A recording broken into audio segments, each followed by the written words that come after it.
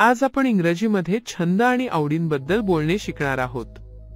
मला आवडते म्हणजे इंग्रजीत I love playing the guitar. तुमचा आवडता छंद सांगण्यासाठी माय फेवरेट हॉबी हा वाक्प्रचार वापरा। माय फेवरेट हॉबी इज मायनसाठी तुमच्या आवडीचे कारण सांगण्यासाठी आय लाइक इट बिकॉज हा वाक्प्रचार उपयुक्त आहे। त्यानंतर कारण स्पष्ट करा। I like reading because it is relaxing. जर तुम्ही एखादा छंद रोज करत असाल तर I do it every day असे म्हणा। I play chess every day. नवीन काही शिकण्याची तुमची इच्छा व्यक्त करण्यासाठी I am eager to learn वापरा। I am eager to learn how to paint. आता आपण जे शिकलो ते वापरून एक छोटीशी गोष्ट तयार करूया। मी माझ्या आवडीबद्दल सांगतो। I love photography. My favourite hobby is taking pictures.